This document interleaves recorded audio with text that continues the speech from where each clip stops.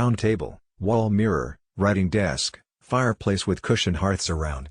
In the far corner stood a great big wooden door that led to a bathroom. The 2 marble basins looked like prototypes for the first basins ever manufactured. Everything at Balmoral was either old or made to look so. The castle was a playground, a hunting lodge, but also a stage. The bathroom was dominated by a claw-footed tub, and even the water spurting from its taps seemed old. Not in a bad way. Old like the lake where Merlin helped Arthur find his magic sword. Brownish, suggestive of weak tea, the water often alarmed weekend guests. "Sorry, but there seems to be something wrong with the water in my loo?" Pa would always smile and assure them that nothing was wrong with the water, on the contrary it was filtered and sweetened by the Scottish peat. That water came straight off the hill, and what you're about to experience is one of life's finest pleasures, a Highland bath. Depending on your preference, your Highland bath could be Arctic cold or kettle hot. Taps throughout the castle were fine-tuned. For me, few pleasures compared with a scalding soak, but especially while gazing out of the castle's slit windows, where archers, I imagined, once stood guard. I look up at the starry sky, or down at the walled gardens, picture myself floating over the great lawn, smooth and green as a snooker table, thanks to a battalion of gardeners. The lawn was so perfect, every blade of grass so precisely mown, Willie and I felt guilty about walking across it, let alone riding our bikes. But we did it anyway, all the time. Once, we chased our cousin across the lawn. We were on quads, the cousin was on a go-kart. It was all fun and games until she crashed head-on into a green lamppost.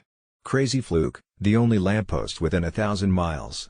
We shrieked with laughter, though the lamppost, which had recently been a tree in one of the nearby forests, snapped cleanly in two and fell on top of her.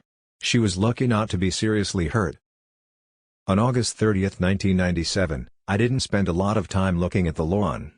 Both Willie and I hurried through our evening baths, jumped into our pajamas, settled eagerly in front of the TV. Footman arrived, carrying trays covered with plates, each topped with a silver dome. The footman set the trays upon wooden stands, then joked with us, as he always did, before wishing us bon appetit. Footman, bone china, it sounds posh, and I suppose it was, but under those fancy domes was just kiddie stuff. Fish fingers, cottage pies, roast chicken, green peas.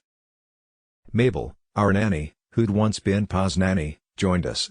As we all stuffed our faces we heard Pa padding past in his slippers, coming from his bath. He was carrying his wireless, which is what he called his portable CD player, on which he liked to listen to his storybooks while soaking. Pa was like clockwork, so when we heard him in the hall we knew it was close to 8. Half an hour later we picked up the first sounds of the adults beginning their evening migration downstairs, then the first bleedy notes of the accompanying bagpipes. For the next 2 hours the adults would be held captive in the dinner dungeon, forced to sit around that long table, forced to squint at each other in the dim gloom of a candelabra designed by Prince Albert, forced to remain ramrod straight before china plates and crystal goblets placed with mathematical precision by staff, who used tape measures, forced to peck at quail's eggs and turbot, forced to make idle chit-chat while stuffed into their fanciest kit. Black tie, hard black shoes, trews. Maybe even kilts. I thought, what hell, being an adult. Pa stopped by on his way to dinner. He was running late, but he made a show of lifting a silver dome, yum, wish I was having that. And taking a long sniff. He was always sniffing things. Food, roses, our hair. He must have been a bloodhound in another life. Maybe he took all those long sniffs because it was hard to smell anything over his personal scent. Eau sauvage. He'd slather the stuff on his cheeks, his neck, his shirt. Flowery, with a hint of something harsh, like pepper or gunpowder, it was made in Paris. Said so on the bottle. Which made me think of Mummy. Yes, Harry, Mummy's in Paris. Their divorce had become final exactly 1 year before. Almost to the day. Be good, boys. We will, Pa. Don't stay up too late. He left. His scent remained. Willie and I finished dinner, watched some more TV, then got up to our typical pre-bedtime hijinks. We perched on the top step of a side staircase and eavesdropped on the adults, hoping to hear a naughty word or story. We ran up and down the long corridors, under the watchful eyes of dozens of dead stag heads. At some point we bumped into Granny's Piper. Rumpled, pear-shaped, with wild eyebrows and a tweed kilt, he went wherever Granny went, because she loved the sound of pipes, as had Victoria, though Albert supposedly called them a beastly instrument. While summering at Balmoral, Granny asked that the piper play her awake and play her to dinner. His instrument looked like a drunken octopus, except that its floppy arms were etched silver in dark mahogany. We'd seen the thing before, many times, but that night he offered to let us hold it. Try it. Really? Go on. We couldn't get anything out of the pipes but a few piddly squeaks. We just didn't have the puff. The piper, however, had a chest the size of a whiskey barrel. He made it moan and scream. We thanked him for the lesson and bade him good night, then took ourselves back to the nursery, where Mabel monitored the brushing of teeth and the washing of faces. Then, to bed. My bed was tall. I had to jump to get in, after which I rolled down into its sunken center. It felt like climbing onto a bookcase, then tumbling into a slit trench. The bedding was clean, crisp, various shades of white. Alabaster sheets. Cream blankets. Eggshell quilts. Much of it stamped with E.R. Elizabeth Regina. Everything was pulled tight as a snare drum, so expertly smoothed that you could easily spot the centuries' worth of patched holes and tears. I pulled the sheets and covers to my chin, because I didn't like the dark. No, not true, I loathed the dark. Mummy did too, she told me so. I'd inherited this from her, I thought, along with her nose, her blue eyes, her love of people, her hatred of smugness and fakery in all things bosh. I can see myself under those covers, staring into the dark, listening to the clicky insects and hooty owls. Did I imagine shapes sliding along the walls? Did I stare at the bar of light along the floor, which was always there, because I always insisted on the door being left open a crack? How much time elapsed before I dropped off? In other words, how much of my childhood remained, and how much did I cherish it, savor it, before groggily becoming aware of Pa? He was standing at the edge of the bed, looking down. His white dressing gown made him seem like a ghost in a play. Yes, darling boy. He gave a half smile, averted his gaze. The room wasn't dark anymore. Wasn't light either.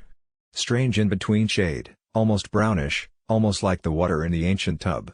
He looked at me in a funny way, a way he'd never looked at me before. With fear? What is it, Pa?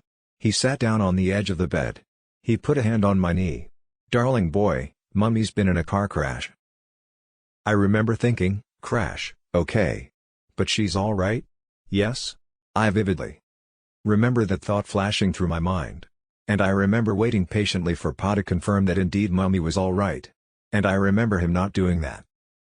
There was then a shift internally. I began silently pleading with Pa, or God, or both, no, no, no. Pa looked down into the folds of the old quilts and blankets and sheets. There were complications. Mummy was quite badly injured and taken to hospital, darling boy. He always called me darling boy, but he was saying it quite a lot now.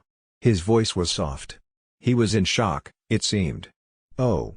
Hospital? Yes. With a head injury. Did he mention paparazzi? Did he say she'd been chased? I don't think so. I can't swear to it, but probably not. The paps were such a problem for Mummy, for everyone, it didn't need to be said. I thought again, injured, but she's okay. She's been taken to hospital, they'll fix her head, and we'll go and see her. Today. Tonight at the latest. They tried, darling boy. I'm afraid she didn't make it. These phrases remain in my mind like darts in a board. He did say it that way, I know that much for sure. She didn't make it. And then everything seemed to come to a stop. That's not right. Not seemed. Nothing at all seemed. Everything distinctly, certainly, irrevocably, came to a stop. None of what I said to him then remains in my memory. It's possible that I didn't say anything.